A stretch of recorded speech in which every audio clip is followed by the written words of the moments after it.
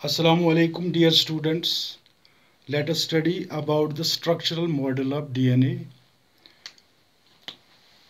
The DNA is a macromolecule as you already know, and this acts as genetic material or hereditary material in majority of the living organisms. Regarding its structural elucidation, many workers have contributed from time to time. And among those workers, number one is Astbury in 1940s. He performed X-ray crystallographic studies. X-ray crystallographic studies. Second important figure is Erwin Chargaff. Erwin Chargaff in 1950s.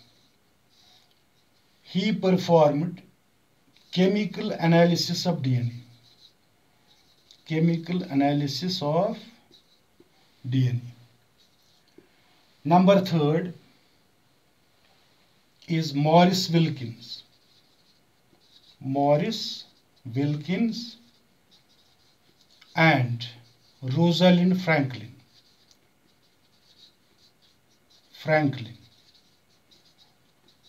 In 1951, 1952 and 1953, they performed X-ray diffraction studies. X-ray diffraction studies. And finally, it was a pair of lucky scientists that you call as Watson and Crick. Watson and Crick, who finally proposed the structural model of DNA in 1953. And for this work, Watson and Crick along with Maurice Wilkins were awarded a Nobel Prize. Nobel Prize in 1962. Now let us come to Erwin Chargaff's equivalence rule. Erwin Chargaff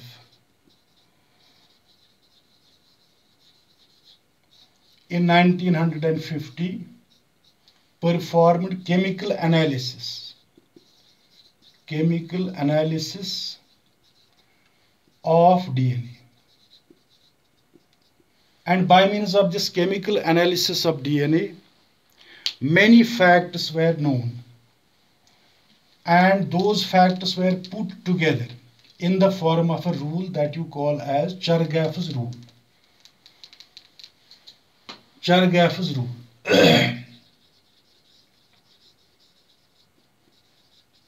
Chargaff's rule 1950. This rule has some aspects.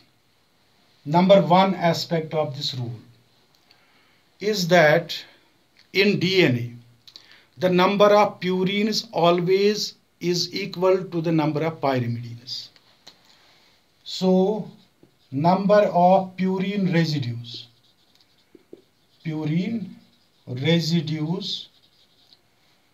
is always equal to the number of pyrimidine residues. This is one of the aspects. So according to this aspect, we can write adenine in DNA is always equal to thymine, and guanine is always equal to cytosine. Adenine and guanine are purines, whereas thymine and cytosine, they are pyrimidines. So sum of adenine plus guanine is always equal to sum of thymine and cytosine.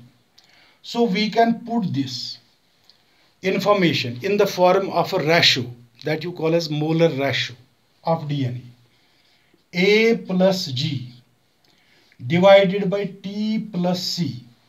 This is the molar ratio, and this is always equal to 1. This is always equal to 1. So we can write it like this molar ratio of DNA.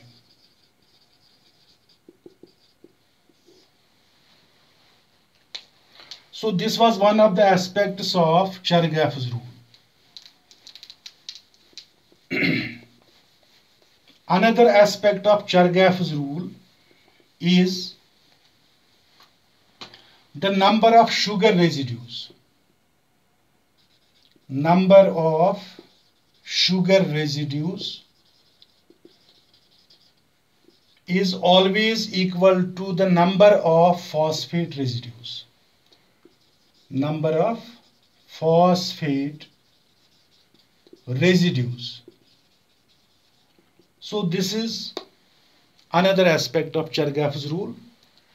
And now one more aspect. That is again a molar ratio. But that molar ratio is said to be a base ratio in DNA. Now let us study about the base ratio in DNA. Base ratio. This is the ratio A plus T divided by G plus C.